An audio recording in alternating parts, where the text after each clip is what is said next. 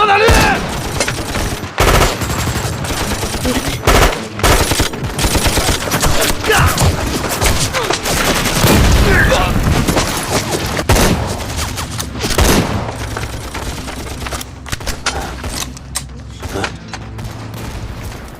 I see the lieutenant is ready. Then what are we waiting for? We're waiting for those who's hiding in the dark.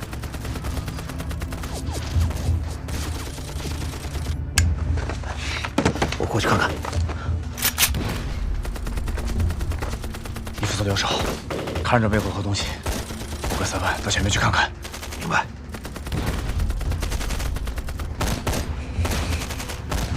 快，集中火力！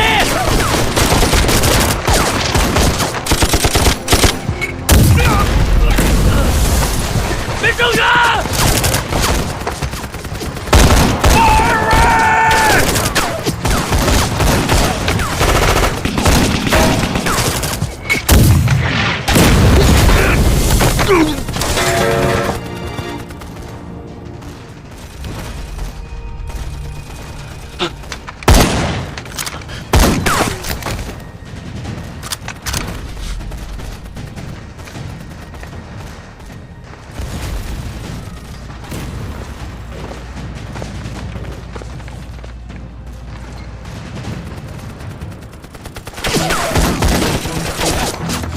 让开！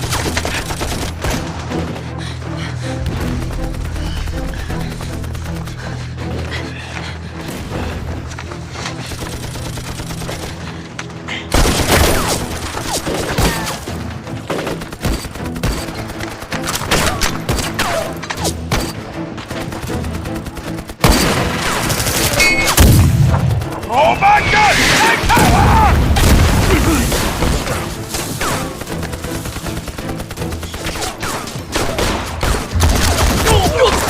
开吧！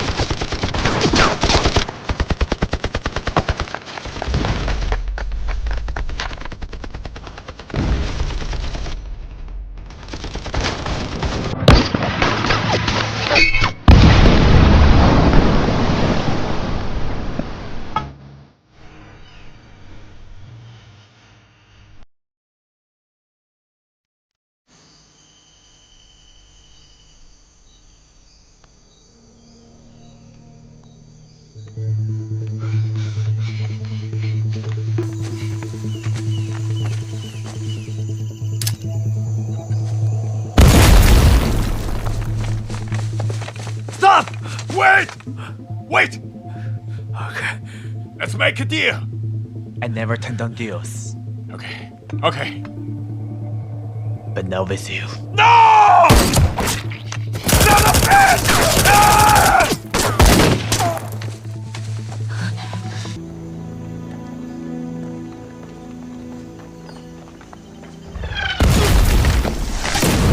You're gonna die! Fire!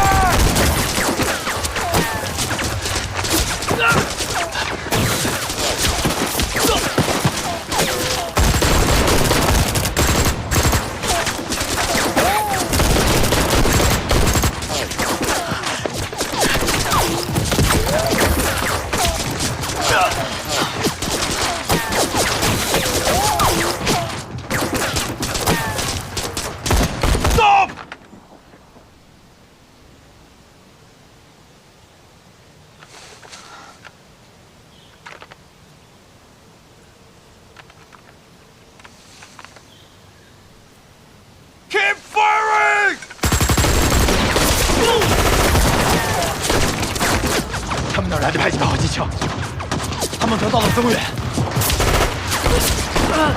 两手用，看一方，看！来裙子！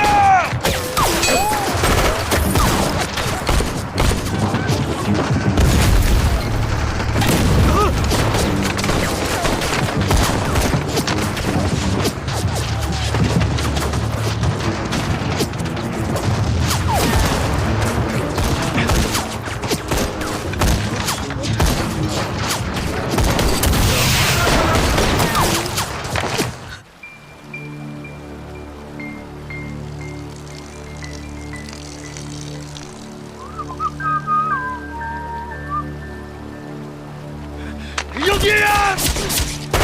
有敌人！快！趴下！趴下！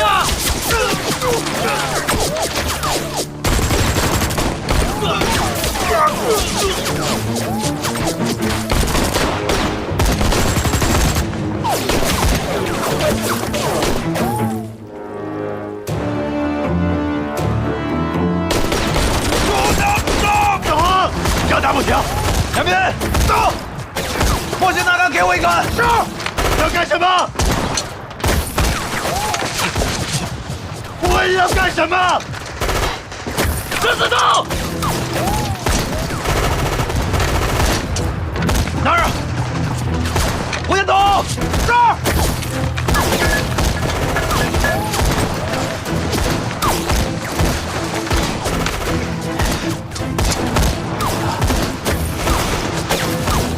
别弹！这儿！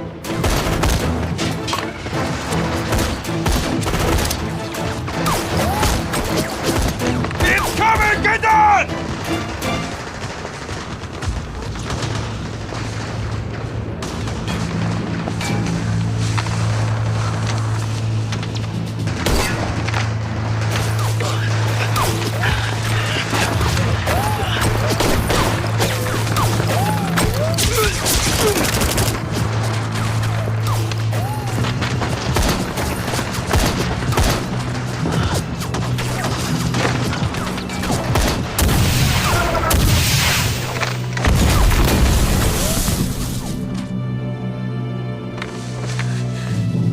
全连都有，上刺刀，杀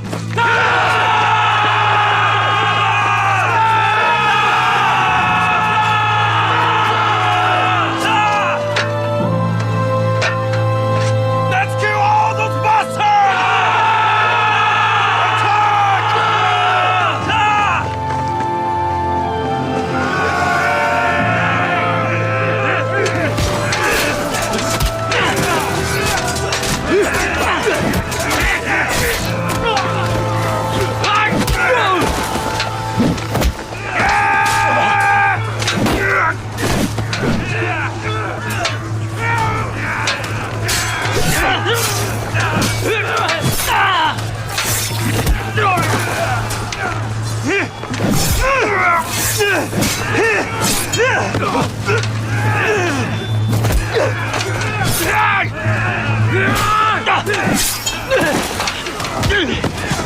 连长！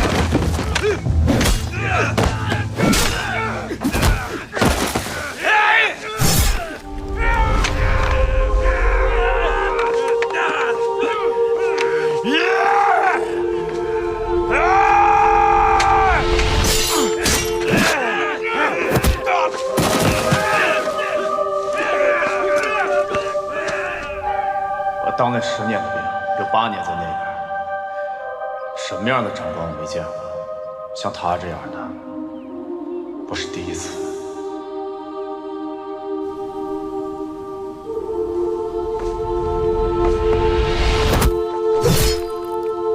是他把我带进死连的，是他用他的行动告诉我该怎么样去想事情，是他教会了我该怎么样成为一个好连长，是他让我知道我们到底是为了什么而战斗。我是他的人，为了这样的长官，我愿意去死。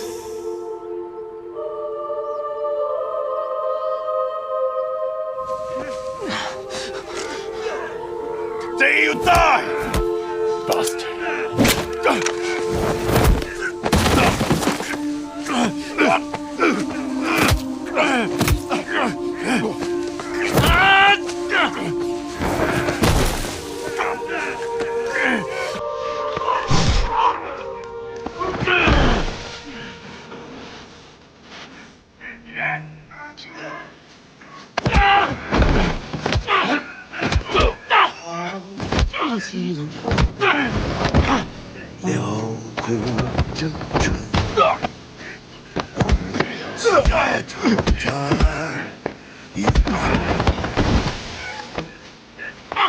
青春似火，热血歌声，纵横杀。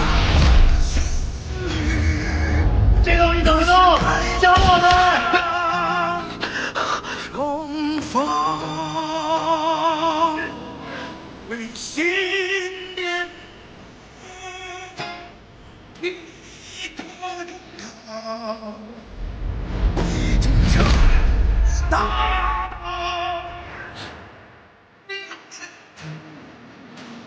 和平而战，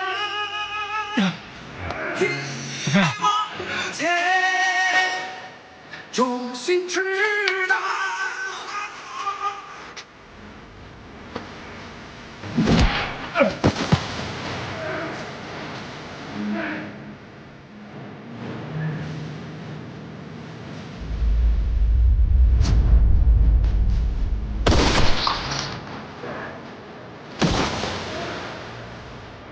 相守。地宝，地宝，地宝，陈明，急救包！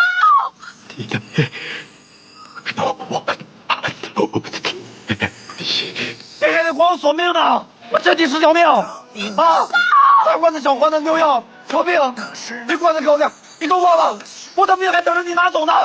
啊！别睡。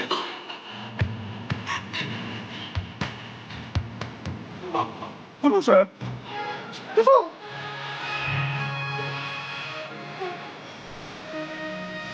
怎么睡？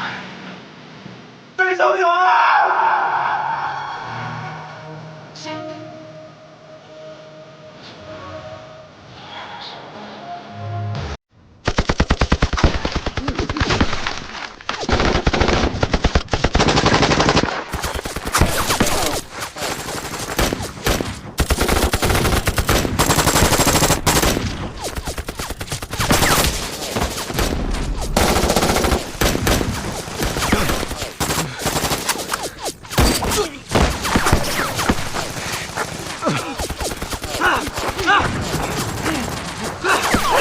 隐蔽！哪儿不？跟我走！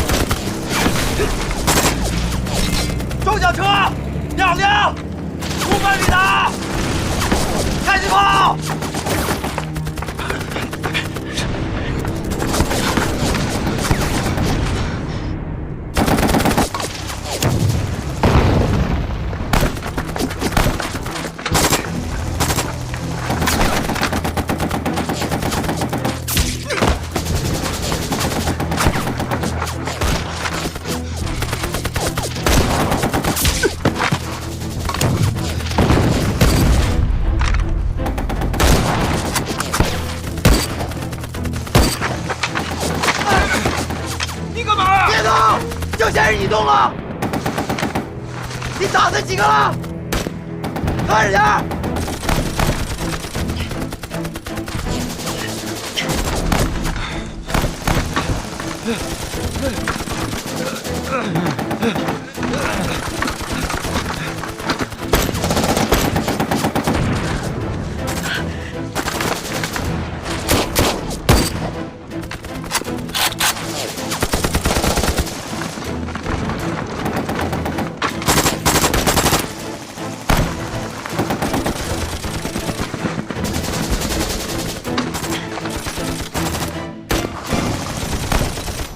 亮子，看准了就打，打完就趴下，听见没有？趴下！开枪！开枪！我说打！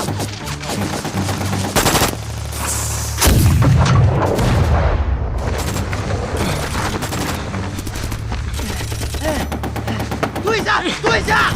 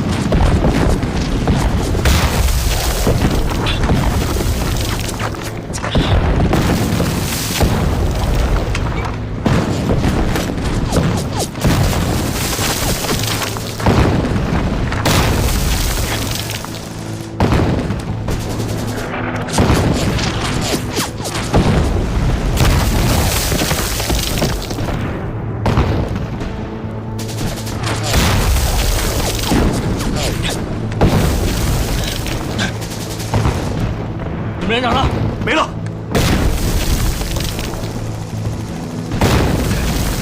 指导员呢？也没了，都举手。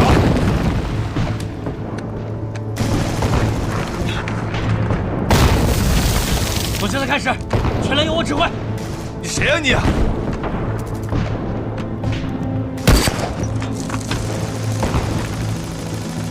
我邱少峰。邱少峰？你们还有谁？跟着我，擦死他！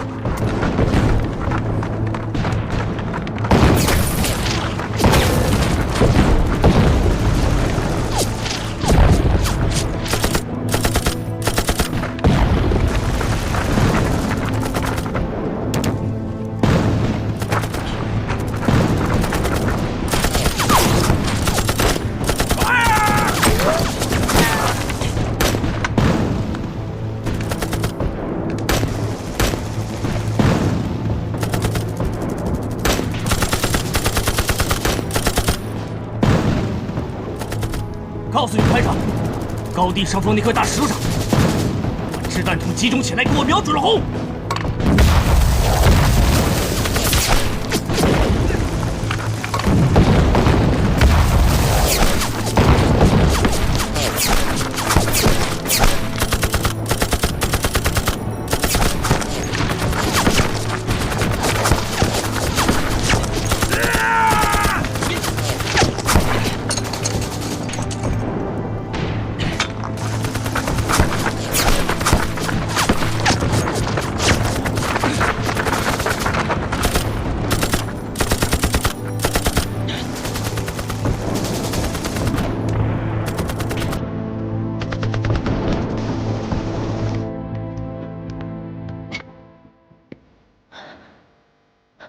降你的职务是组织上的决定，是对你所犯错误的惩罚。我闺女的事儿，是我们个人的事儿。今天翻篇了，我们两清。阿尼，我对不起3万，对不起您。你毙了我吧！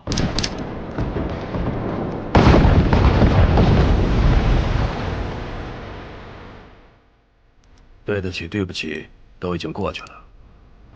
从今往后，你是你，3万是3万。好好打仗，好好做人。自己丢在地上的脸面，自己一点一点的拾回来。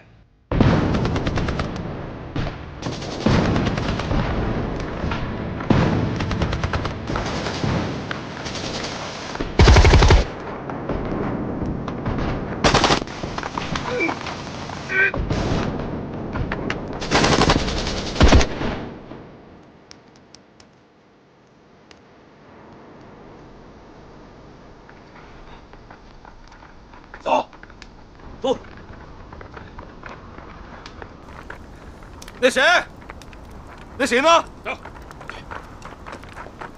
找找有没有活的。那谁？那谁呢？看这小底下，你管谁就那谁呢？叫你呢，团长让你开会。队长，我不叫那谁，叫我连长。是吧？报告。这个是1030高地，这边是美军啊。报告。等会儿，这里，这里，还是那个。行，这里前哎，我查3个警戒。嘿，那边是美军。这里有2个枪。咱们呀，要从他们2处安全的接触。来一根，来一根，抽完了。如果我们要是硬缠枪插过，两边都是敌人，那就在心里。呀，毕竟你啊，骆驼，到底是当过团长的人，抽不抽啊？那么多废话，抽。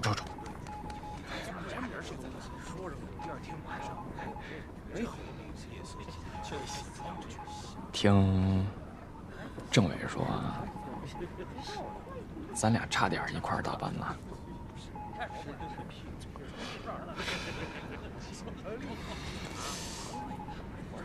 全手包，走。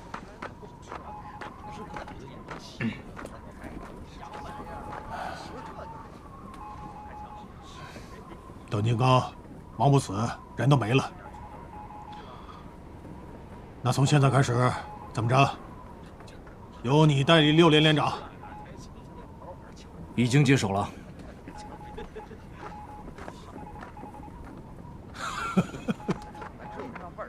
他怎么样？好着呢。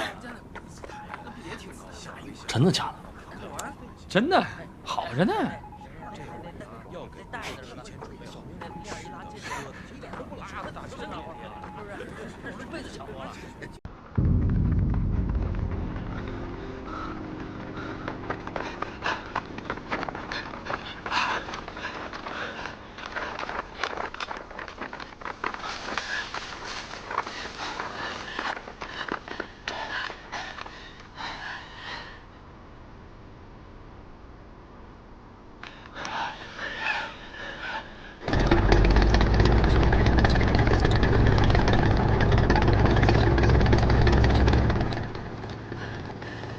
团里的命令是要求我们封锁公路，第5道库已经抵达渡口的敌军。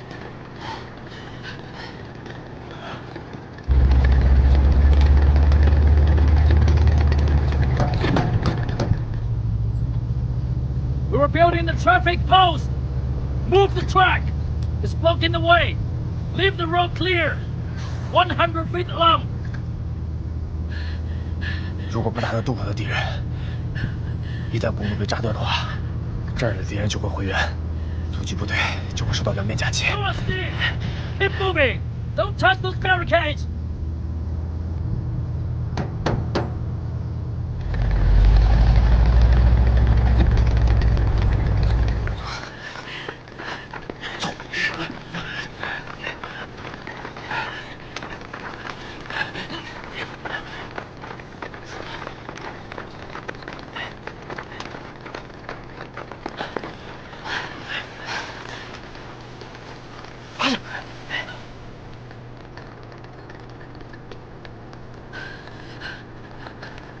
不管你有多少办法，都得先解决掉坦克。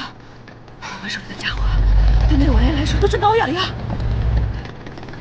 敌人的兵力是我们的2个翻倍，有坦克，有装甲车，而我们的手里连一件像样的反坦克武器都没有。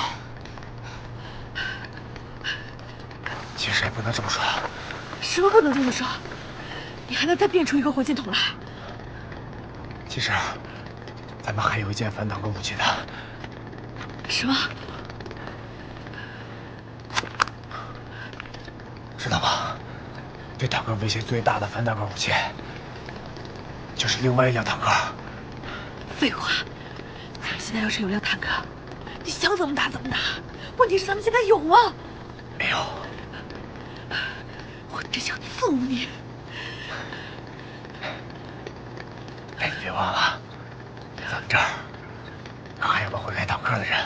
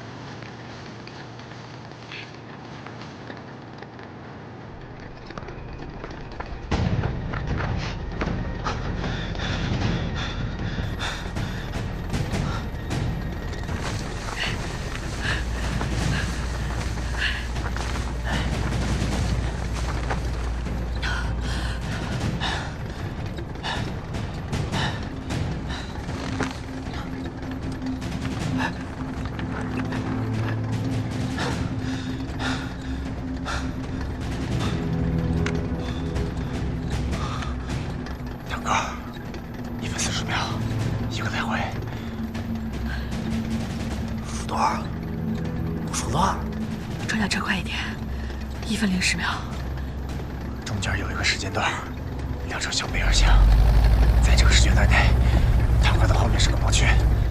排长，啥叫盲区啊？就是车里面的人看不到车外的人。最多你有45秒的时间，最少你只有20秒。40秒。你不是神仙，不是是肉包。有毒，拿命赌。赌输你的病就没了，到时候2排怎么办？说对，所以现在2排由你指挥。我怎么了？你什么时候变得这么爱冒进了？怎么了？不喜欢？这太不像你了。这就是我。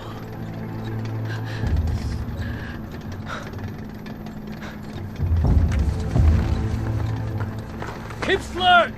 Look around. 我跟你说，我只要一过去，立刻干掉这个当官的。赵哥，他这是去送死！送死！妹妹儿，他命是我的。你们都疯了吗？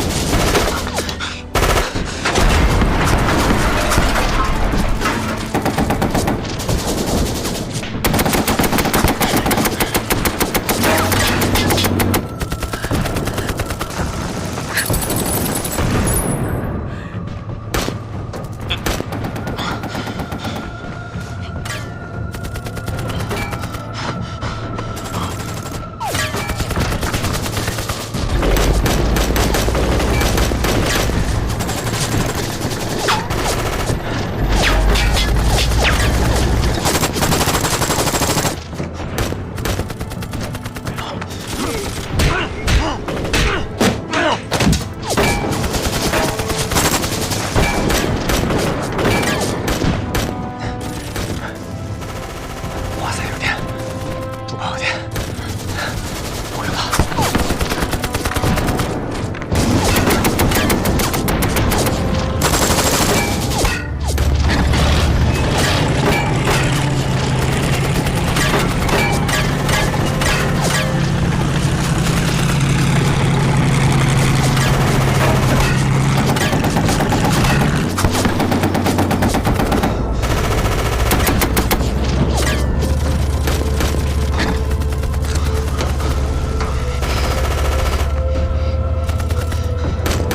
进来帮忙！这玩意儿怎么弄啊？准备开炮！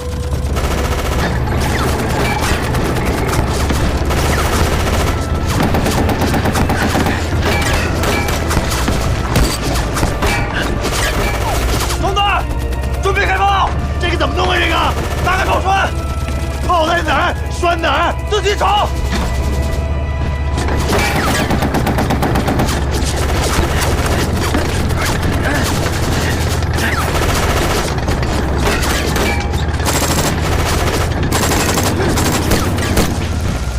装弹！装弹！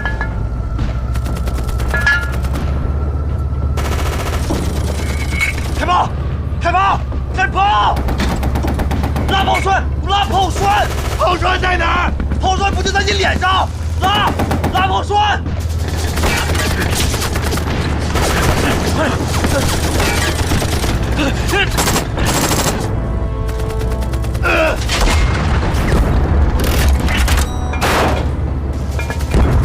你打偏了！会了，我会了，把它顶好，会了。等我指令，我来表，你来开火，听我指挥。装弹完毕，开炮！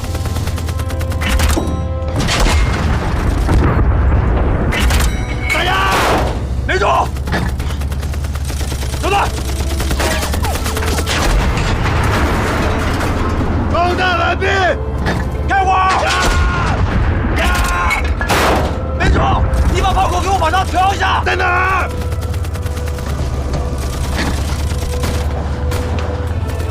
装弹的口，右边那个红色转轮。现在是上还是下？上！第一圈，再来一圈。第二圈。开火！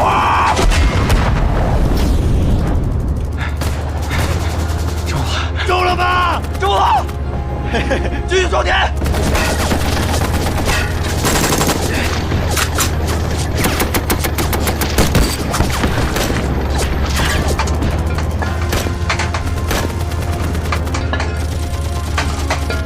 没弹了！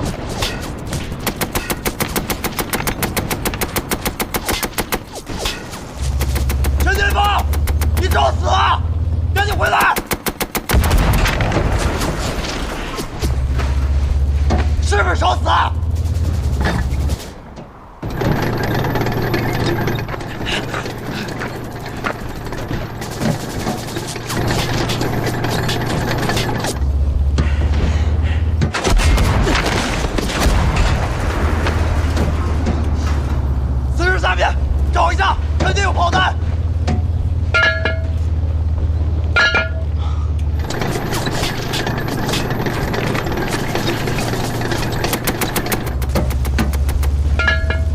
找到了，找到的都是钱啊！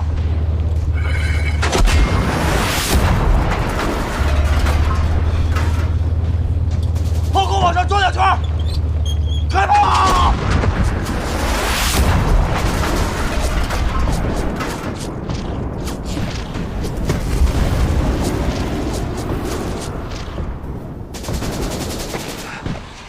中了！好，再来一发！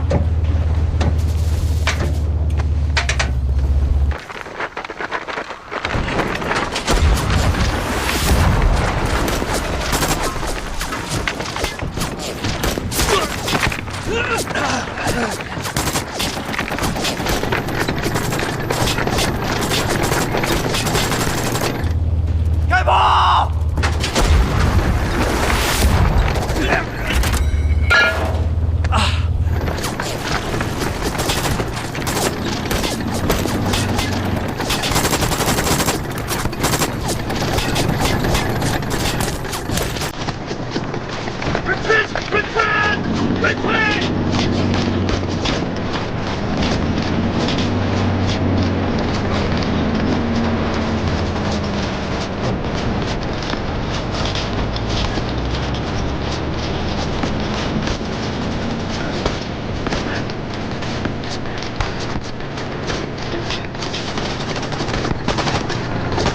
大爷的，我不怕你！滚蛋！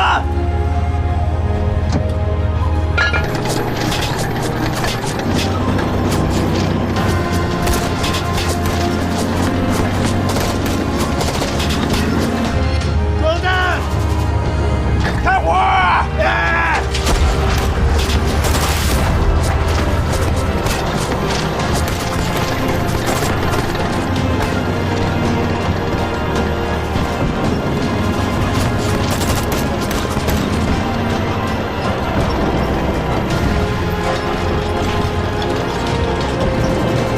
敌人撤退了！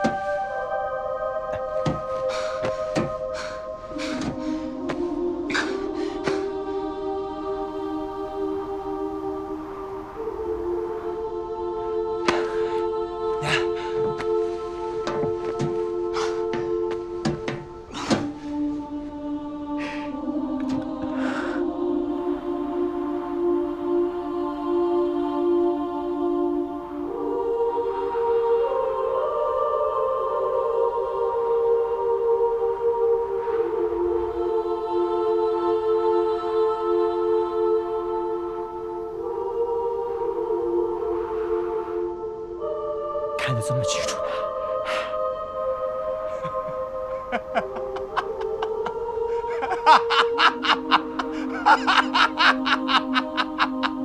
赵贺了，这东西怎么弄啊？你造吧！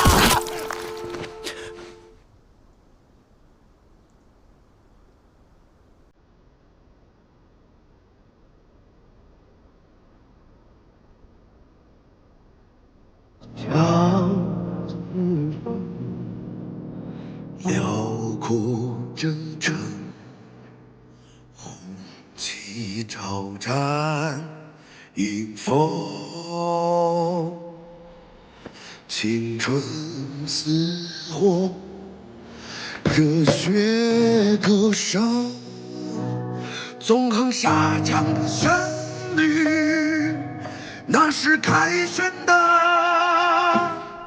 冲锋。为信念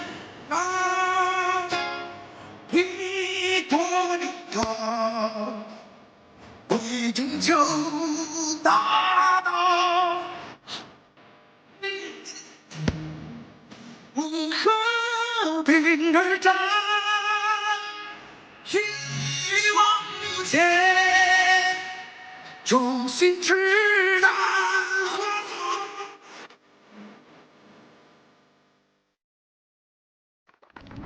生理盐水400毫升，静脉滴注。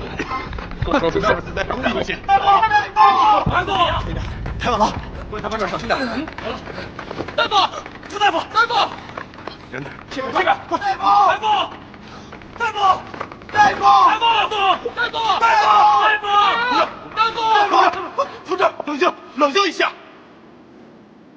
这是致命伤，已经救不回来了。救不回来了，这里是医院，再说一遍，这个救不回来了，快救！救不回来了，你再说一遍，信不信毙了你？根本救不回来了。放下枪，放下！你救都没救，你怎么知道救不了？这不是科学，是见死不救。同志，你不要乱说话。要是能救，我们肯定会救。但问题是现在已经……耽误几分钟，就算医生来了也救不活了。是你杀了他。讲点道理好不好？坂本医生来了。医生，ここは病院だ。这里是医院，不是战场。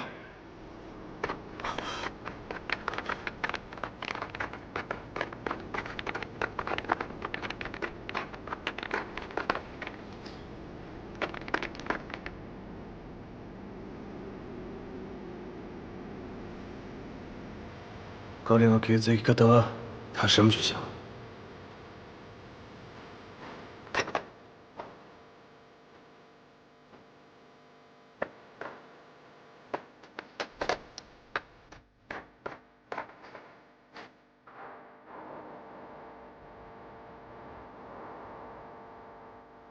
伤口了，马上就好了，行。小心啊！伤感。好。这怎么适合日本大夫？坂田医生是反战同盟里最好的外科专家。他还有多长时間？まだどの時間がかかりますか？今のこの事故ならばおそらくもって1週間。如果在这里的话，他能坚持1个星期，那就是个奇迹。それも奇跡だ。彼は脳内出血を起こしている。他现在颅内有出血，脑组织和神经组织受损，但是受损的程度不同。この血液と私の腕はここが限界だ。在这里没有设备，我也没有这方面的经验。できれば他の病院に移して如果可以的话，最好让他转院。那到底能救还是不能救啊？你是医生，不能推卸责任。今の彼に必要なのは，现在他最需要的是良い設備と良い環境更好的设备、更好的医疗条件、更好的护理，以及良い医者だ。更好的医生。哎，不是，医生，你不就是好的医生？不是，别说了，快点儿！直送后勤的车只等5分钟，1秒都不等。现在车辆损失严重，后勤压力太大了。快！小心，慢点，这样。完蛋，王宇，你瞅瞅人家保父多会做人啊！你再瞅瞅你，那你扶不上墙吗？这不是？上车，快点！开车，你该轮到不？是吗？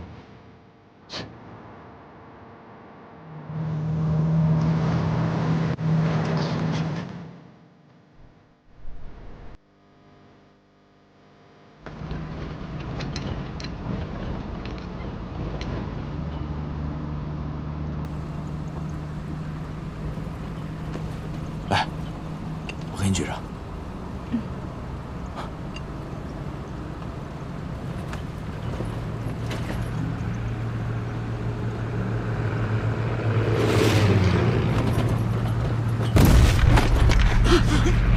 西藤，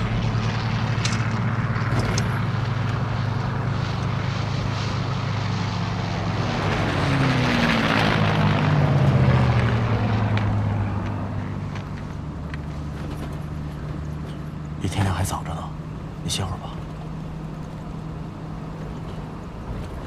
没事儿。你其实不用跟来，这个时候你应该跟三排在一起。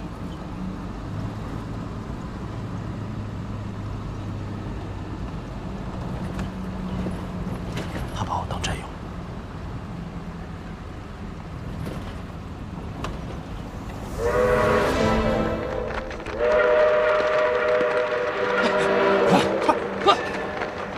快，慢点，上，小心点。是啊，来，接着慢点。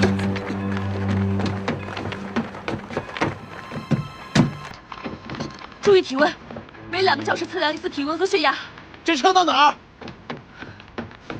安东，然后转车去国内荆州。二排长还能回来吗？能活下来的几率都很小，就算死不了，一辈子睡在床上，吃喝拉撒都在床上，叫不醒。二虎，二虎，二虎，我要跟排长回去。后方有人照顾排长，用不着你。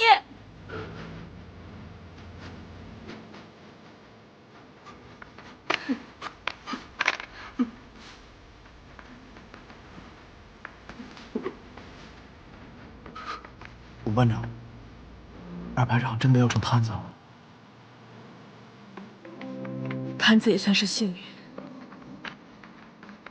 医生说了，最大的可能是命保住了。植物人。植物人？啥意思啊？植物就和树和草一样，活着动不了也出不了声，就这么睡一辈子。那得通知他家里。他老家在成都，现在这么乱，后方政治部未必能联系上。能睡是福气。排长，排长，排长，排长！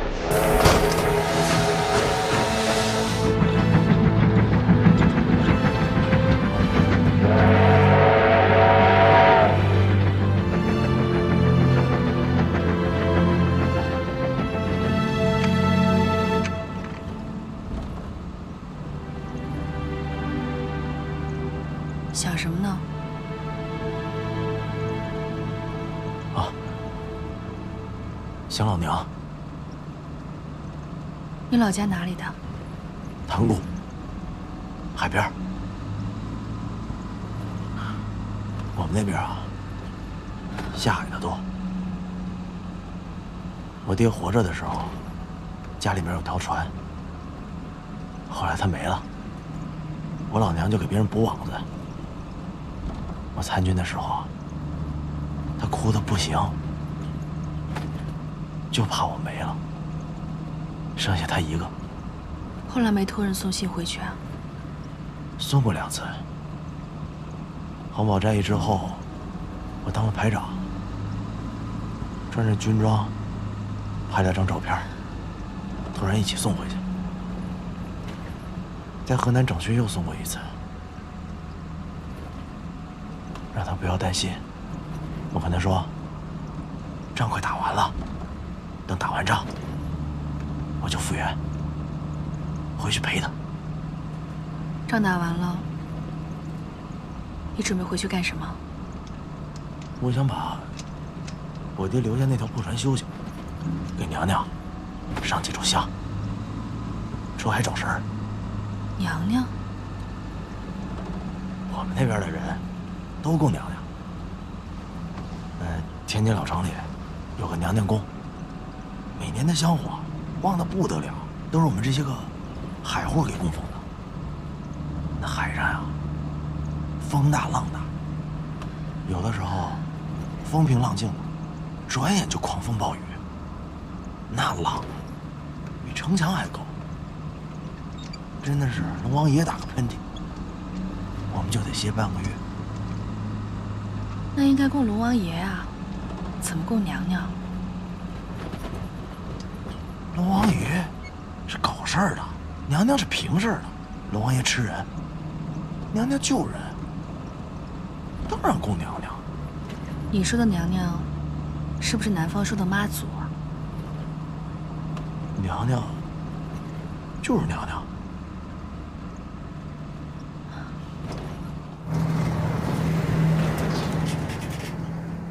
天快亮了，也不知道前面怎么样了。北岸扫清了，估计应该快渡江了。赵和重伤，你又不在，3个排长缺编2个，才这么2天时间，连长和指导员应该会等你回去。天放是老兵，老革命，指挥部队没问题。他不如你。谁说的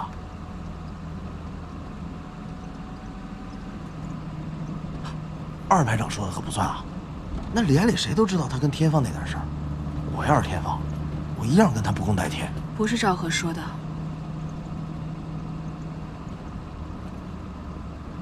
等过了江，估计团政治部就要找你谈话了，提前恭喜了。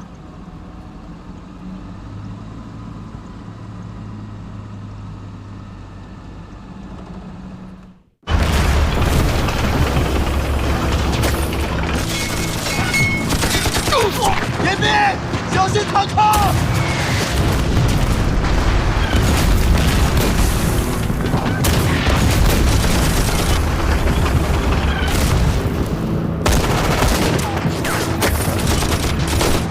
把2颗上来！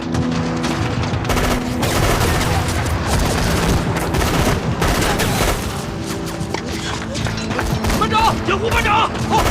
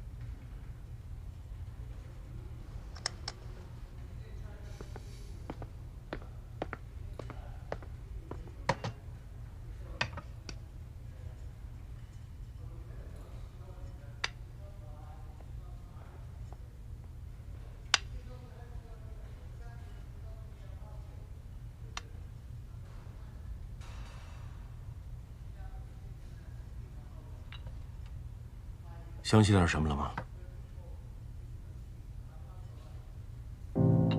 你别着急，你能恢复成这样，已经是个奇迹了。我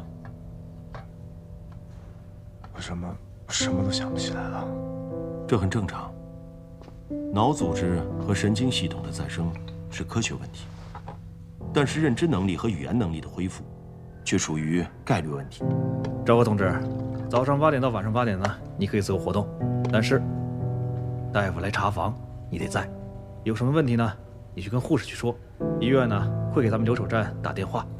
如果把你的脑袋比喻成一个图书馆，所有信息以一本一本书的形式存放在不同的区域，而认知能力就是索引和目录，所有的东西都在。但是你必须重建索引和目录。要多久啊？这是你3个月的津贴，一共18万，你点点。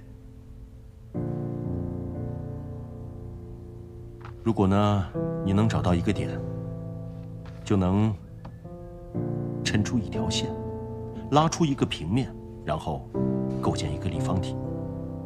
多久？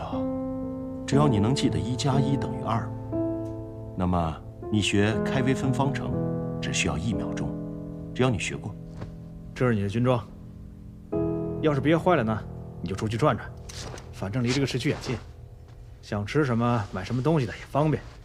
人民剧院啊，周末会有演出，到时候拿着咱们的军官证就能直接入场。这边房长有，哎，有了，哎，这好，但是你要想起1+1等于2，也许需要1天，也可能需要1个月，甚至可能永远也记不起来。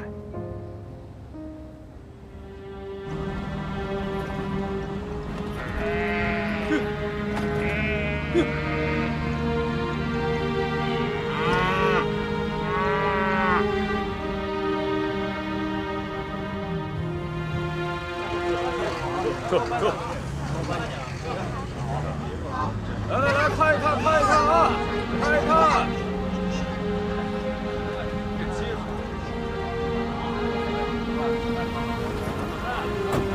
就是这儿。有好再来啊！去吧，晚上6点半还在这儿接你。你写这里就可以了。来，下一个。在那边。没有说问题。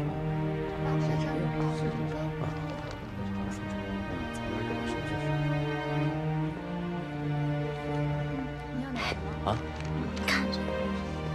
哟，这位军人同志，您好，我可以看一下您的证件吗？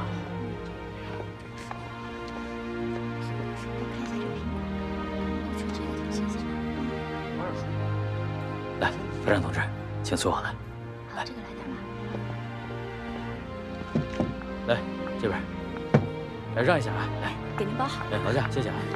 我来吧，哎，各位顾客同志，请大家发扬一下你们的风格，让一下咱们这位志愿军同志先买，好不好？我不买。哎，这边请。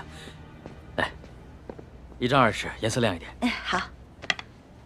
按照咱们的规定啊，前线归来的志愿军战士，凭证的话都有1张20的花布。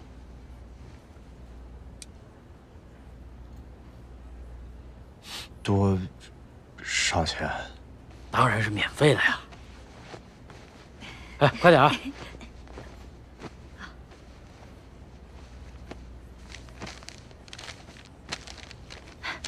给。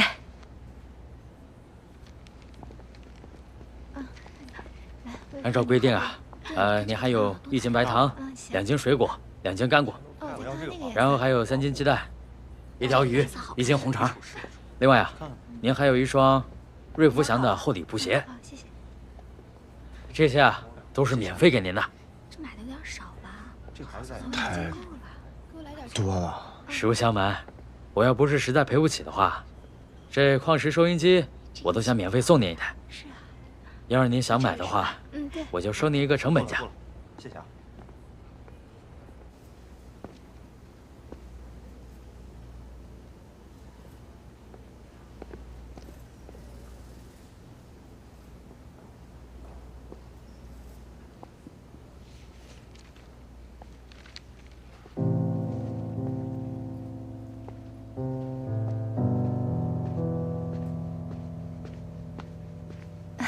您好，这位同志，请问您的随身物品需要寄存一下吗？啊？您给我吧。好。您放心，东西放在我们这儿啊，1件都不会少的。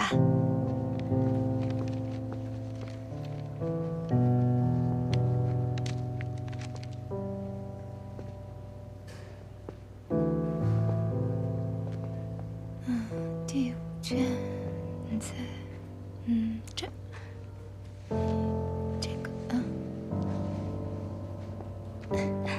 你好，同志，请问你想看点什么书吗？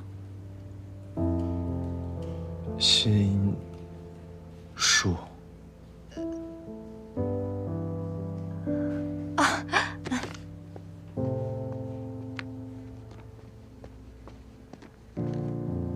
毛泽东选集，1944年。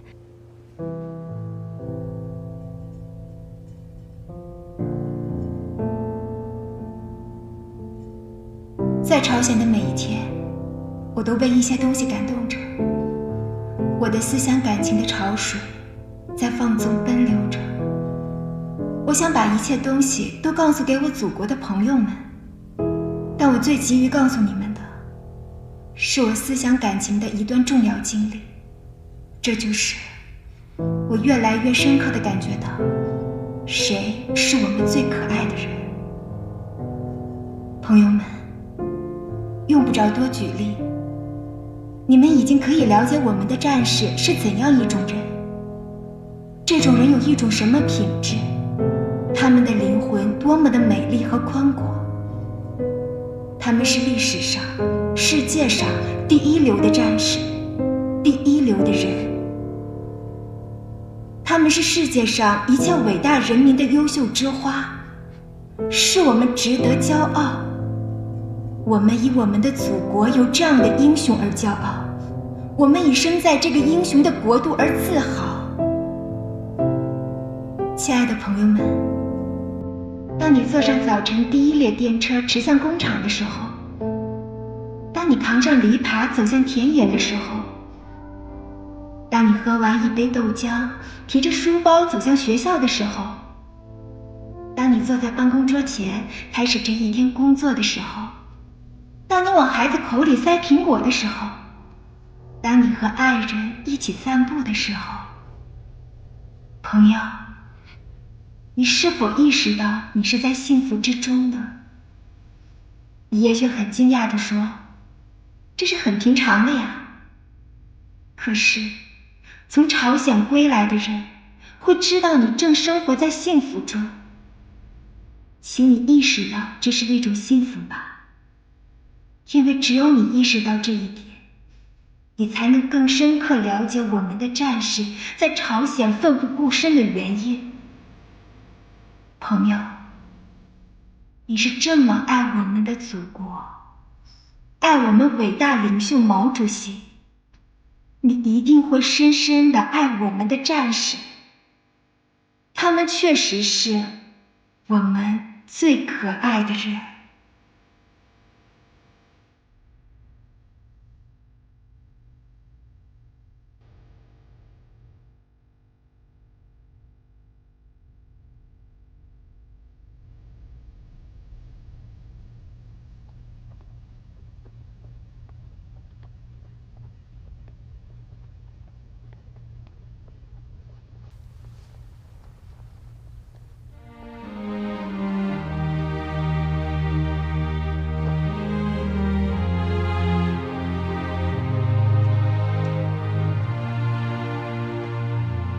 志愿军同志，同志，您能给我签个名吗？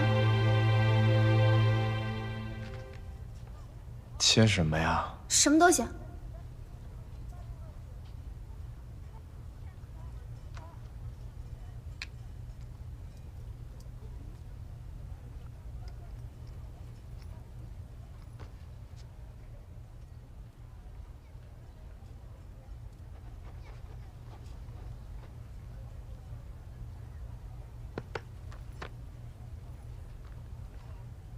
谢谢。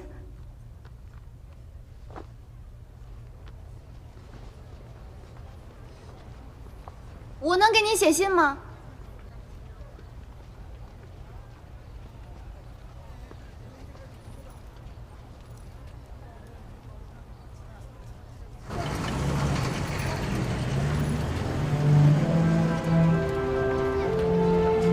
伍修权大使在联合国大会上指出，朝鲜的内战在任何意义上都不可以成为美国武装侵略台湾的理由或借口。所有这一切美国清朝武装力量直接侵略我国的行为，都是向中国人民公然无忌的挑衅。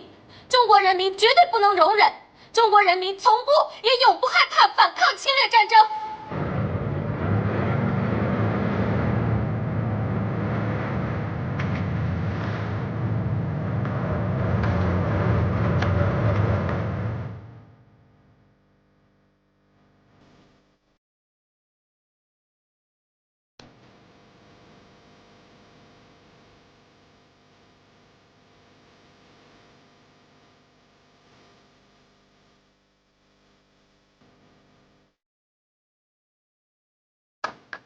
恢复的不错，有想起什么来吗？有些人，有些事儿，一直在我这里面晃来晃去。恕我直言，以你现在的身体状况，你恐怕已经不适合继续参加战斗了。你头部的碎片已经取出来了，但是子弹贯穿形成的空腔却是难以修补的。况且，从理论上讲呢，那些细小的颗粒是很难通过手术根除的。人的大脑不同于循环系统，那些杂质不可能通过新陈代谢自动排出。也就是说，你这一辈子都要带着它们过活了。那我还能活多久啊？这我不知道。人的大脑是一个复杂的系统。从医学上来说呢，哪怕是切除1/5，你仍然可以活着。况且实际上，你往这个系统里面扔一颗黄豆，也可能把它卡住。到目前为止，我要跟你说的是，你的外伤已经痊愈，但是呢，后遗症、并发症随时可能发生。以后你可能会没灾没病，平平安安的活100年。但是也可能在明天早上死于脑溢血。但是最大的可能就是你脑中的残留物会在某种程度上引起思维障碍。其实啊，在某种意义上来说，现在的你并不是个完整的你。那我还能回去吗？回哪里啊？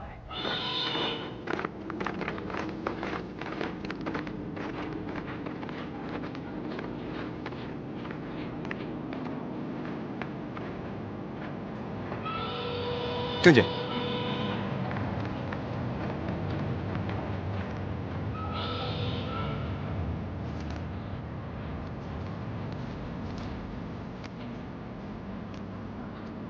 跟我来吧。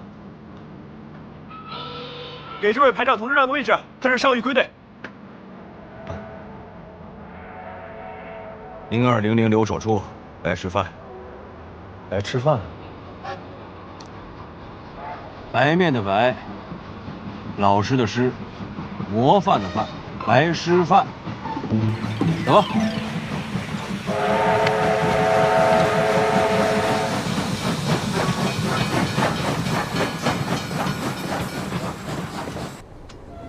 我眼下在军分区警卫营剿匪，川西土匪可不比川北少。我也是排长。部队开拔的时候，我还在医院。后来追到泊头，紧赶慢赶，还是没赶上。哎，你是从前线下来的，仗打完了吗？不记得了。啊？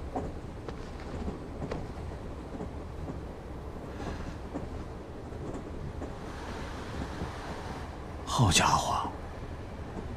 你真命大呀！你这是怎么回事啊？嗨，手榴弹炸的。当时首长就在车上，我们军的老政委，行署主任。手榴弹扔下来的时候还冒着烟呢，我抓起来就往外扔，空中就爆了。那大夫说，送到医院的时候，都说救不活了，瞎扯。哎，除了少一零件，哪儿都好着呢。你命也挺硬啊。哎，还是想上前线。部队走了，把你落下了，搁谁心里都不是滋味。心里不安生啊？可不嘛，睡觉都睡不踏实。哎，对了，你刚才说你是哪个部队来着？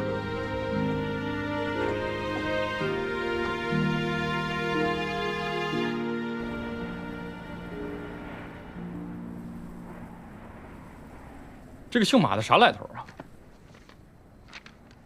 马修是名字，美国人的名字搁在姓的前头，他的姓叫李奇微。啊，都一个样。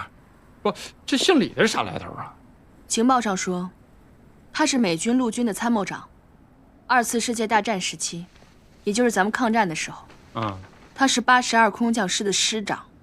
通报上说，这个姓李的收缩战线，加强补给，同时又拉长了咱的战线，让咱这后勤补给跟不上来。没见着那什么麦克阿瑟的比他有多强？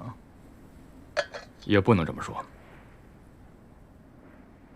咱是10月底过的江，40多天咱就收复了平壤，70多天咱就攻克了汉城，然后呢，仨来月，咱就沿着这汉江来回拉锯，不痛快，不明白，这个姓李的，就是跟这个老麦头不一样。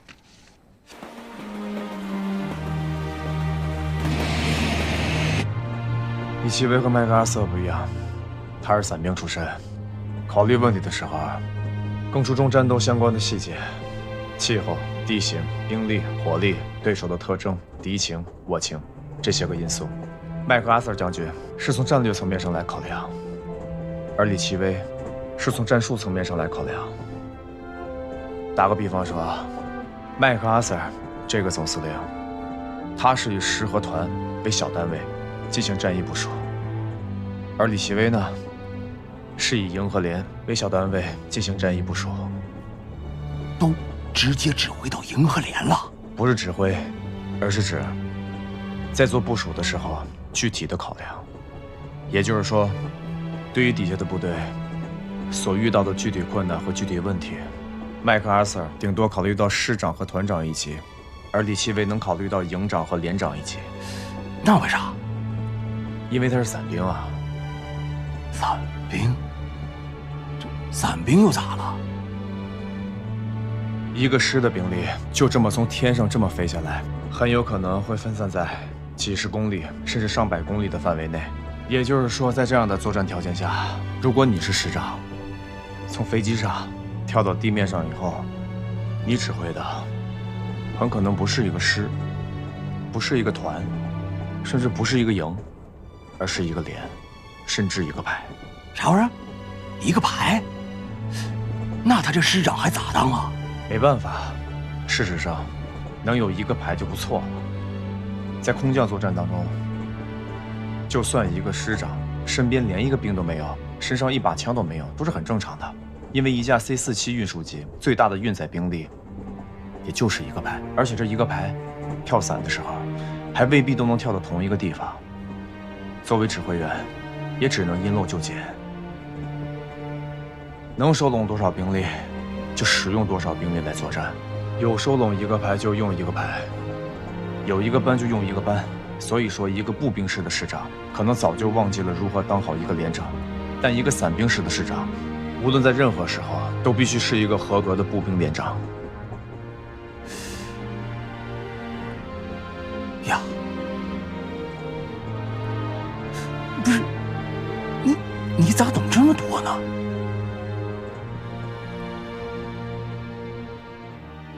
大家边吃边听我跟大家说一说啊。咱们军原先的任务是一线防御啊，按照志司原先的计划，应该是5月上旬组织新的战役。但是啊，现在情况变了。联合作战司令部认为呢，美军很有可能在我军的侧翼发起2栖登陆，我军就会面临双线作战。为了避免我军的双线作战，这次决定把5月上旬的战役计划提前到4月下旬。而我军呢，现在面临的正好是敌人的2道封锁线：第一，汶山、连川、芝罘里、华川、杨口，还有圆通里以及甘城一线，以38线作为他们的防御。第2条呢，是以春川、议政府作为一线，是他们的第2道防线。总共的兵力呢有5个军、14个师、3个旅。这次认为啊，他们的主力设置应该是在连川到华川一线。那么剩下的就是美军的第1骑兵师，还有空降兵187团以及伪军的第2师、第8师，他们作为预备队，春川、水源、大田、光州一带。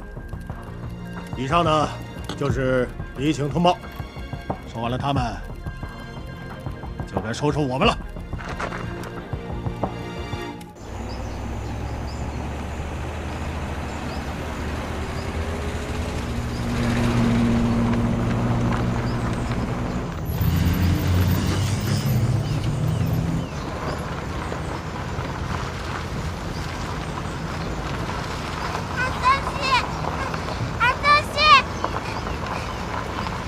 别追了！哎，别追了，小心！你饿了吧？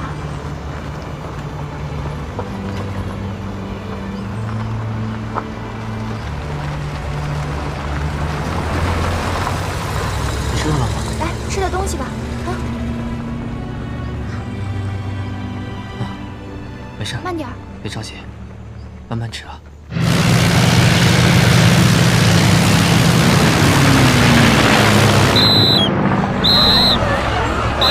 马旅馆，隐蔽，快动起来！快点，快点！隐蔽，隐蔽！马里，马里！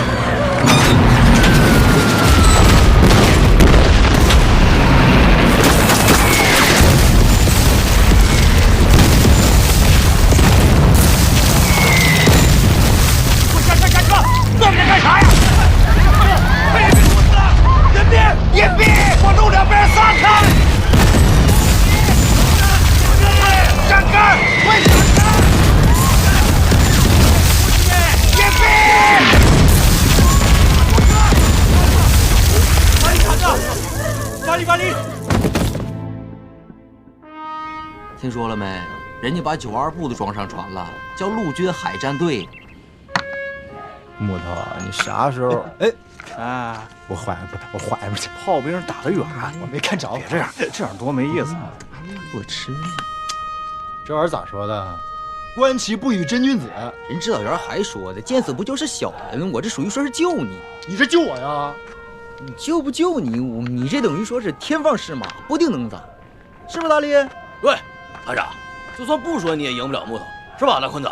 你闭嘴吧，麻辣翠儿！谁别说话啊？整不过你呢。看好了，你是骑兵，我是炮兵。你那个炮，你敢周天宇，你看没看那个炮？啥？哎你赖我，你这不就好了吗？连长来了。哎呀，天放，这让人给你打的呀！来一句，就你啊！哎，人呢？进来。这不是？来介绍一下啊，1排长陈天放，2班长周念宇，3班长宋坤生，这是神枪手穆远，你叫木子就行。机枪班班长马大力，你叫马烈就行。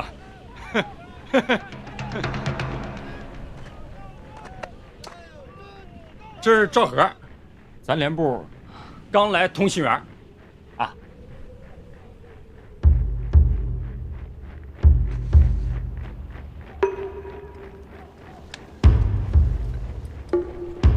指导员呢？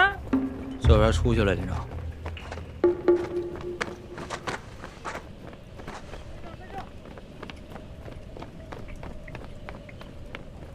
走了走了。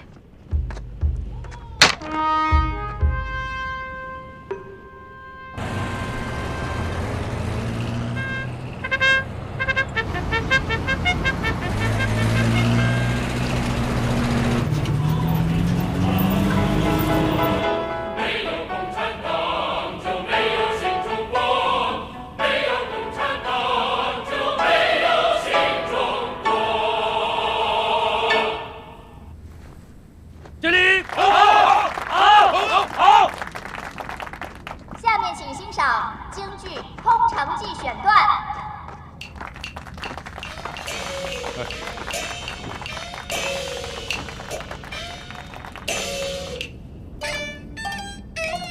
我正在城楼关山进，而拼得城外乱纷纷。戏班子唱的真不错啊，哪儿请的？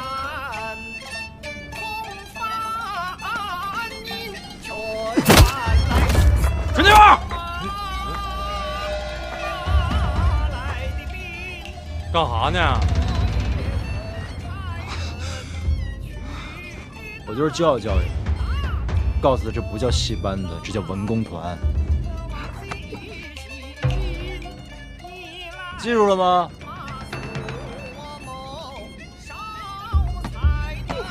问你话呢。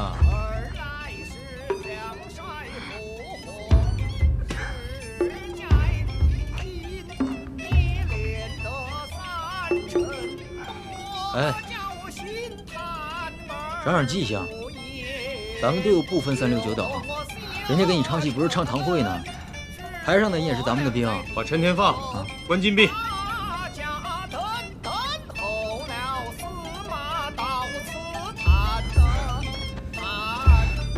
走吧。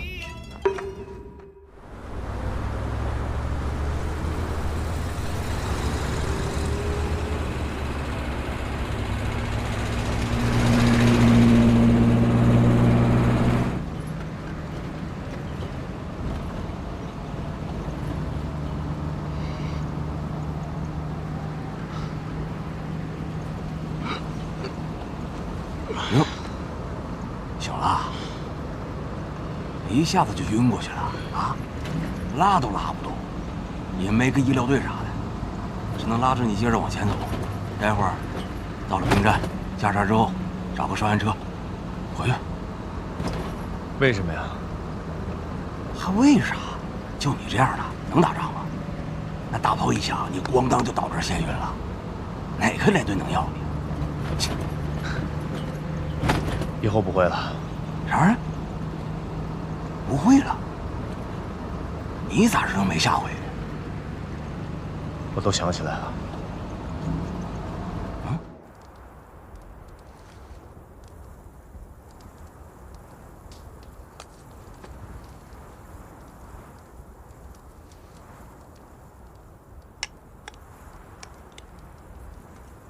咋的，天风？还寻思呢？这都多长时间了？我没寻思，我就是不甘心。哎呀，人知道人不都说了吗？那人就算没死，多半也是废了，这辈子能不能醒都不一定。那小雨干事说那叫啥来着？稻草人儿，植物人，那不都一样吗？再说都植物了，你还老念叨它干啥呀？而且，那植不植物还不一定呢。没准这人呐，早都没了，坟头上都长植物了。他最好别死。啥意思啊？他要是死了，他就是烈士了。他是烈士，你甘心啊？哎，烈士就烈士呗，那有啥不甘心的？大罐子是烈士，刘耀、小欢子、板凳是烈士，他也是烈士，凭啥呀？哪个的？那人家要是真死了，得算是烈士。赶明儿你没了，我没了，咱都是烈士。刻碑的时候把名字刻在一起，啊，我都没了，天天让他在旁边膈应着我，凭啥呀？哎，天宝，要不咱俩单刻个碑吧？你比他还招人膈应。1排，田芳，2排3弯，都不用操心。你现在最麻烦的就是这个3排。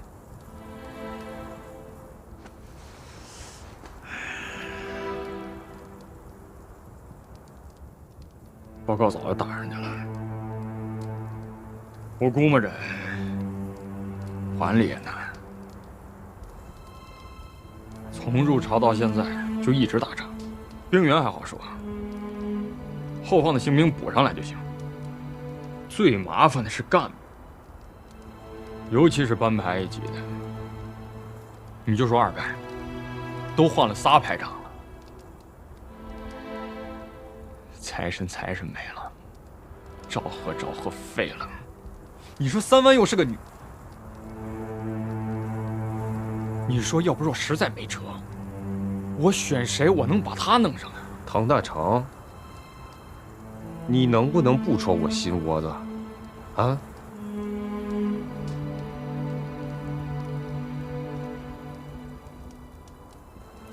戳的。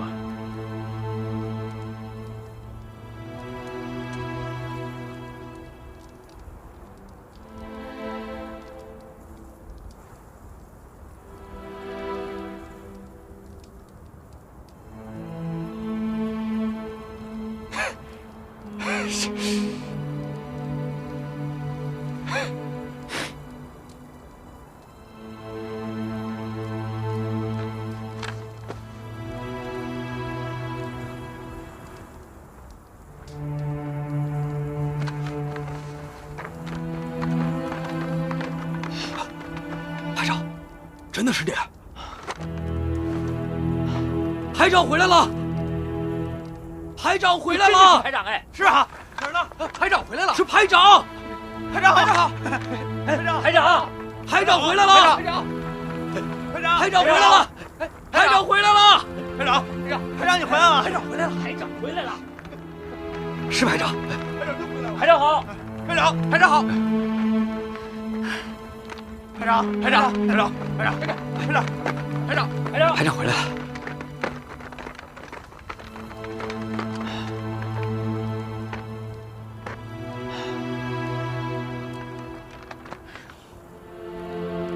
我就知道你死不了。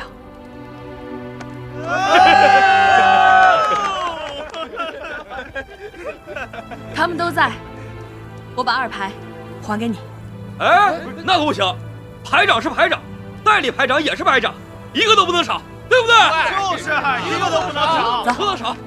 咱们有俩排长，过去啊！我们2排过去，过去，过去，过去，过去，就是啊，2个排长呢，谁像咱们2排一样有2个排长？真是，谁敢欺负咱们呀？啊！哎，怎么没看见3排长？厉害，排长就是厉害啊！一样。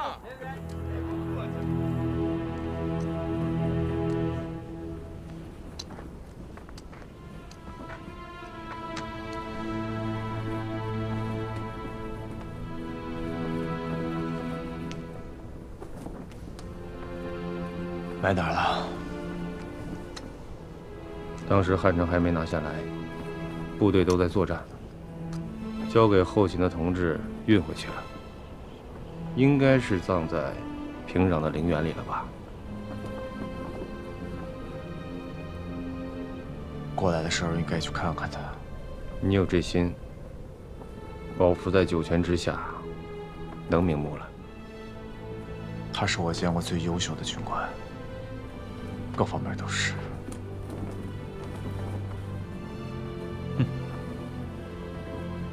背呀，团里任命都下来了，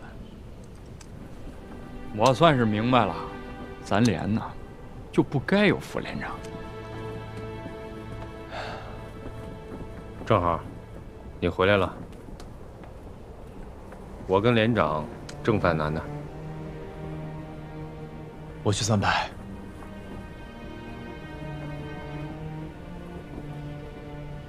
3万跟2排磨合的不错，我已经几个月没跟他们在一起作战了。我错过了几个月的圣河寺，从过江开始，3万就一直跟他们在一起，从未分开。对他们而言，3万是最好的选择。现在最大的问题是，我不知道我还有多少时间。咋说？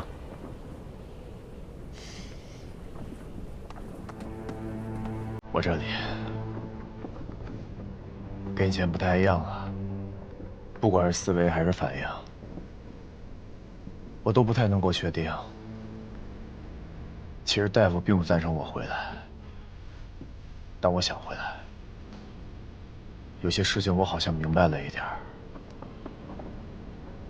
我不知道是不是真的明白，但有一点能确定，我很明确的知道我为什么要回来。那你告诉我，在你还活着的这段日子里，想跟谁在一起？2排还是3排？3排需要一个不会随时随地出状况的排长，我可能当不了排长。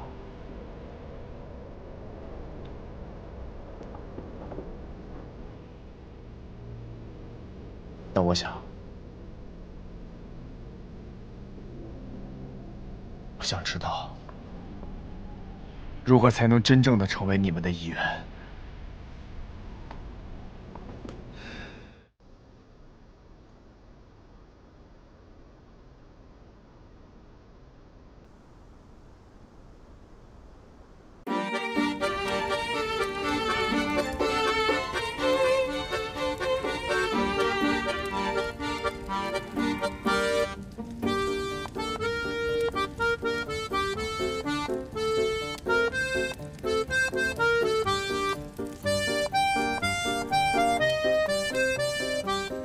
梅子以前是跳民族舞的，这种节奏快的，她总是跳不好。这是私下下了苦功夫了。这男孩叫冯月朗，是她男朋友。虽然关系没有公开，但其实大家心里都有数。部队里在这方面管得严。258团他们的条件都不够，但他们商量好了，等全国解放了，就退伍结婚。要说你们那个什么团啊，还管男女关系啊？当然要管，这是部队。对，跳真好。这啥曲子？啊，注意着。triệu元，真好，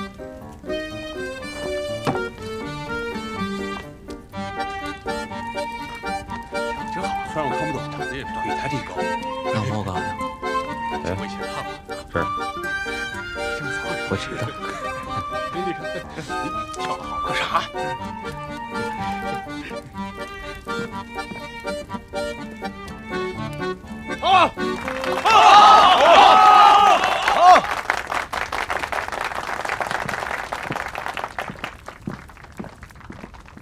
这个是叶菲菲，是报幕员，外号各位战小黄友，鹂。下面请欣赏豫剧《老征东》。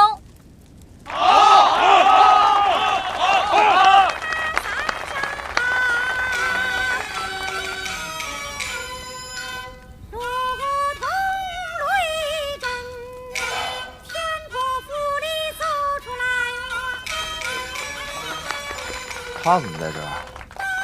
谁啊？就那个人。谁啊？哎，我说你们文工团里头是不是有个叫白吃饭的？我们文工团没有白吃饭的。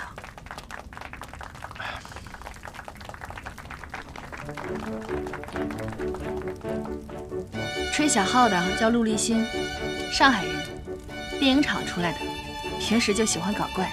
跟洋人打过交道，会说英语。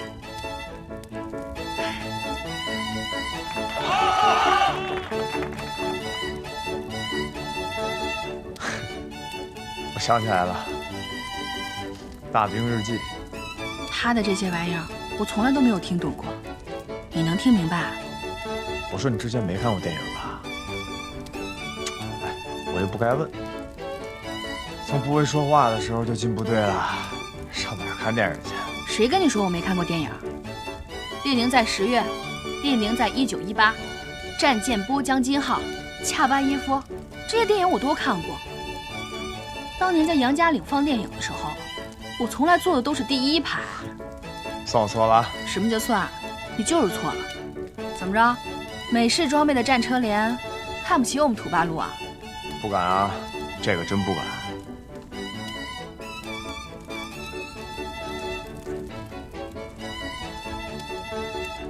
不过你说的那部电影，我确实没有看过。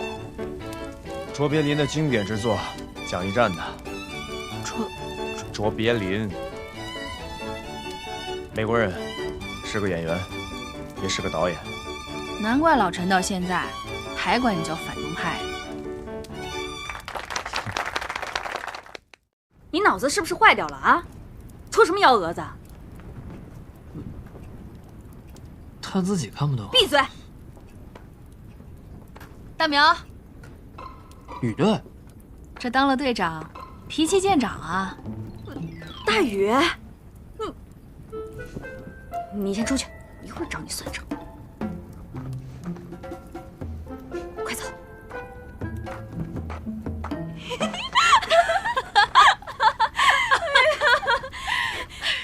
你怎么来了呀？你不是应该在老部队吗？你那个大班子新指导员呢？老白呀，他是老兵，不怎么懂业务，平时少在后台转，现在估计在食堂那边检查呢。都是队长惯的，全队就他搞特殊化，崇洋媚外，一开会就吹霓虹，什么美国电影、美国音乐，美国人什么都好。他们生在美国，还真是天大的委屈。要我说，抗战那会儿，他就是个汉奸。行了行了，等队长和他谈完，我带你们俩到政治部把这事说清楚。扶不上墙的烂泥，这事用不着你操心，你把你自己的事办好就行。队长才不会批评他呢，平常就拿他当个宝，捧在手里怕碰着，含在嘴里怕化了。人家都说，队长这是看上他了。说啥玩意儿呢？来吃饭，老白，谁在这瞎咧咧？老赵啊！哎呦，你怎么来了？哎呀，也不告诉我一声，真是的。那啥，你那个事儿，我这两天抓紧处理，你先回去吧。来，赶紧，你先坐着。你这不错啊。那是，好家伙！哎，老白人不错，侦察连长出身，剿匪的时候负了伤，这不没能赶上部队入朝。前些日子刚从国内过来，结果部队没了编制，只能到文工团来当教导员了，算是官升一级吧。但是人家还不愿意。哎呀，也是，人家是上阵杀敌的老战士。到文工团来当教导员管后勤，是委屈了点儿啊。我们3排长伤愈归队，他俩是一趟车，2个人啊聊了一路。是你们那个战斗英雄吧？早听说了。他还跟你们念叨这个？我耳朵都快听出茧子了。他天天拿你们那个战斗英雄来挤兑小鹿，说，人家也会鸟语，人家也看过美国电影，人家还和美国兵一起打过仗。哦，还会开坦克，还会用火箭筒，18般武艺样样精通。那小鹿这下郁闷了吧？他你还不知道，就喜欢搞怪，写个申请书，把老白啊气了个半死。哎，哇，热乎着呢。那可不，广告啊，不够再来。我跟你说啊，我们这个文工团有一小子，那是要本事没本事，要能耐没能耐，还弄了一身那小资产阶级的习气，写这个入党申请书，他非给我整出个洋文来，说什么共产党宣言最早就是拿洋文写的，这样才准确。那他咋不整个大胡子贴脸上说自己是马克思呢？那不更准确，是不是？准确你家贵呀，准确。第二天啊，出大洋相了，我告诉你，程主任拿给各营区展览，我这老脸完了。你真交上去了？咱哪懂这个呀？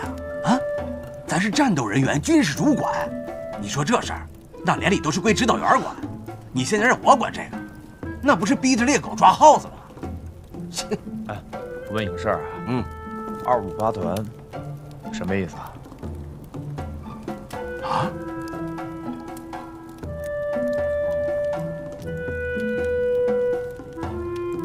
老赵啊？笑什么呀？看上了哪个姑娘了？你什么意思啊？你和老邱怎么样了？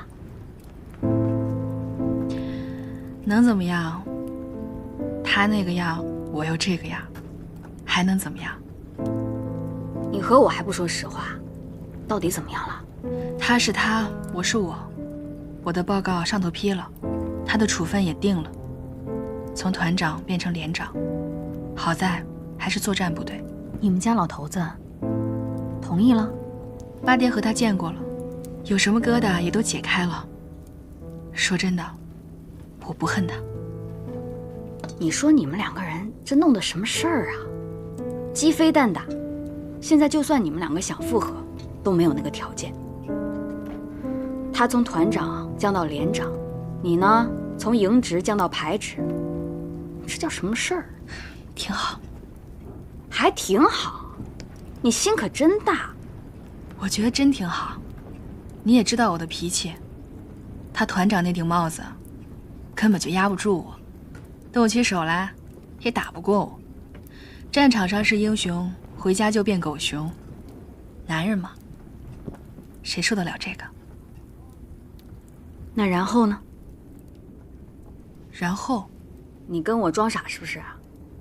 你属兔，到今年8月份虚岁25，你这后半辈子就打算一个人了？一个人挺好。女人好不好，从少看到老。你今年25，到了65，你还能觉得一个人好？炮一响，枪一响，那些个不中意的，那些个不开心的，就都不在意了。这仗还能打一辈子呀？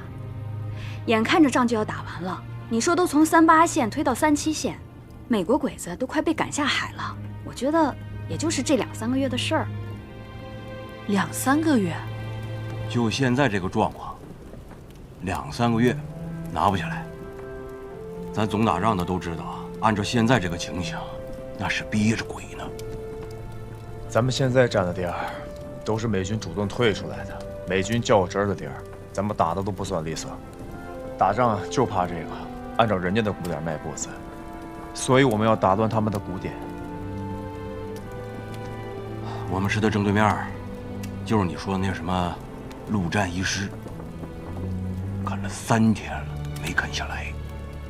不丢人，之前内战，连一个军都没啃动。你知道吗？陆战一师在美国序列里的外号是什么？什么呀？4等。按照你们的话说，什么叫我们的话呀？你哪边的呀你？应该是咱们的话，你这怎么说话呢你？对，我说秃子嘴了，你看我这觉悟啊。啊，我跟你说一正事儿。你说。小陆。对啊，就是他。让陆立新到3排体验生活，这就是你那个白吃饭给你出的。哎，白吃饭。好，老白亲自跟你交代，让小陆到3排体验生活。怎么了？有什么不妥啊？他只会吹小号，连38大盖和莫辛纳甘都分不清楚。你们3排缺少爷？程主任真这么说的？对，教导员就在外面，不信你问他。我就说嘛，领导上这么明察秋毫，还能让小人得了志。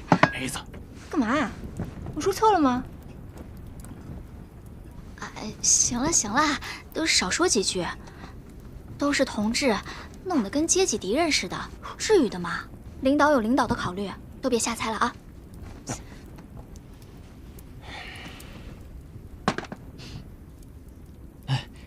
咱们接着聊，聊插曲是吧？局面这么危险吗？你没打过仗，我这鼻子从昨天下午就开始堵。之前在连队的时候，每逢打大仗之前都这样。那咱们什么时候撤离啊？随时。跟着师部走。死之后应该跟野战医院一起走，但是应该由作战部队先部署好了，否则路上不安全。刚才说那个电影插曲，就是美国电影里面的插曲，很多都是来自乡间的那个离曲，包括军歌也是，就跟咱们村子里那些小调都是一样的。那个歌词里不过都有些脏话，翻译成中文特别难听。刘立新，出来！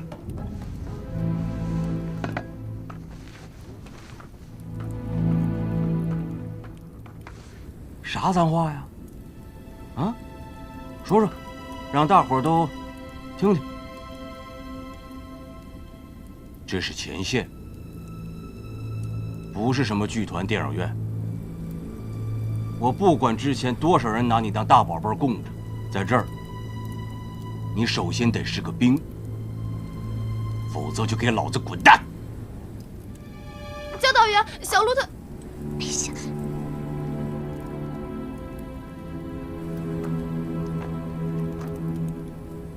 立正！看看你这样子，从头到脚哪儿像个当兵的？部队不是你嘻嘻哈哈的地方，部队是什么呀？部队是个炉子。你这浑身上下100多斤，甭管什么废铜烂铁，进去滚一圈再出来，那就得是块钢。这道理你都不明白，你还当什么兵啊？不把你这身小布尔乔亚的皮给扒了，你就永远是他烂泥，谁抓在手里都嫌脏。教导员，你的批评我接受，但人身攻击就不对了。啥玩意儿？人身攻击？哎，你以为老子愿意在这儿跟你废话呀？我告诉你，部队都已经跟你联系好了，天一亮，卷铺盖卷给我滚蛋！到连队里边去给我好好见识见识，啥叫当兵，啥叫打仗。在战壕里摸爬滚打，能活过2天，你再跟我说啥叫人身攻击？否则别说你是文工团的兵，咱们队伍丢不起这个人。老白，到战场上，让子弹好好教育教育你，啥叫革命队伍的作风。3排长是老兵，知识分子，懂英语，会开坦克。你跟着他，能学到真本事。我服从组织安排，没意见。我不怕你不服从组织安排，我怕的是你拖后腿，我怕你去给文工团丢人，你知道吗？没关系，有我在。大宇，你不是不知道他是块什么材料，我是真怕他去给你们丢人呀。小陆，看着我。到了3排，服从3排长的命令，听从3排长的指挥。他让你上刀山，你就上刀山；他让你下火海，你就跟着他下火海。别害怕，也别犹豫。你立了功，是3排的功臣；你牺牲了，是3排的烈士；你当了逃兵，我亲手毙了你。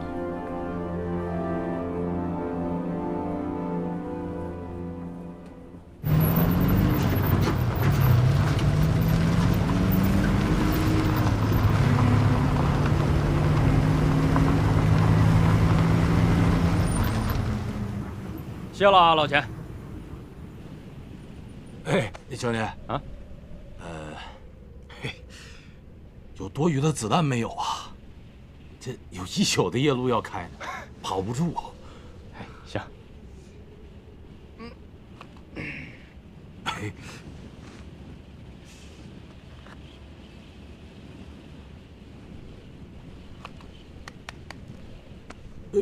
都给我了，这不好意思，要不你再拿回去2个？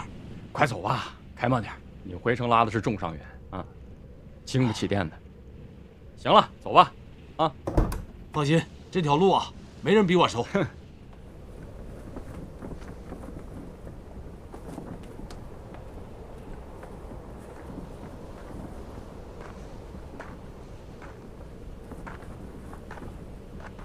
连长，命令下来了吗？水浩，紧急集合。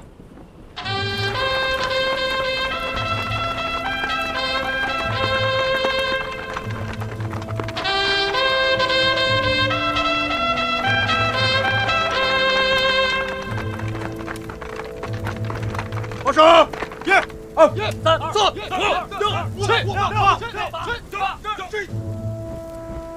连长同志，一排应到34人，实到34人，列队完毕。报告连长，2排应到35人，实到33人，列队完毕，请您指示。报告连长，3排应到34人，实到34人，列队完毕，请您指示。报告连长，机保排应到29人，实到29人，列队完毕，请您指示。全体作用，立正，坐起。1、全连轻装，除了武器弹药干粮之外，其余的一律留在营地。2、行军期间严格执行纪律，另行禁止拉屎撒尿报告，不许擅自离队，不许交头接耳，没有命令不许开枪，不许暴露目标。各党小组和战斗小组要负起责任来，听见了没有？听见了。小鹿怎么还没有回来啊？教导员不带他们弄车去了吗？就算小鹿靠不住，教导员肯定靠得住。没时间了，不等了。教导员还没回来呢，没有车我们怎么走？用腿走，出发。沿着公路走，速度会快很多，但是目标太大，白天敌人的飞机太猖狂，走山路又太慢，会被敌人的轮子追上。快了慢了都不合适，越是撤离行动，越要计划周密。老美的机械化动作很快，这时候可能已经在行动了。我带一排沿着侧翼搜索侦查。不用那么麻烦，接到命令的都是一线部队，和敌人一直没有脱离接触。这么大规模的撤离，先走的一定是司政副警官，还有非战斗人员。这些人走不快，这10有8、9是要坐车的。也就是说，我们只要沿着公路的方向撤离，就不会离开主力的撤离路线太远。姚润莲，你干什么呢？你听，没时间了，赶快走！哎，你听。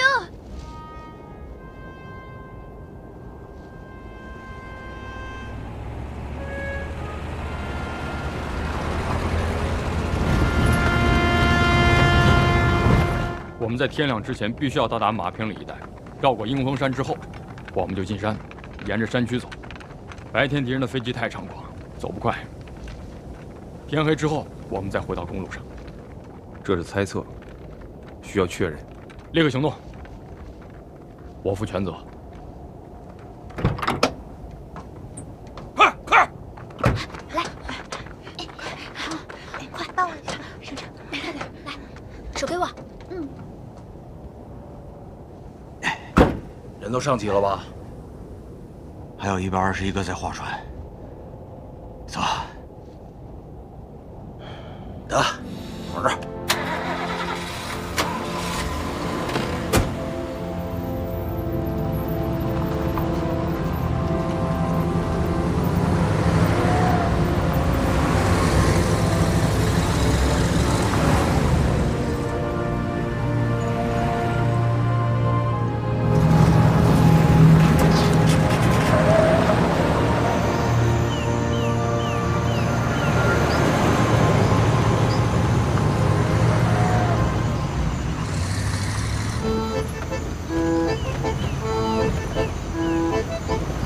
些了吗？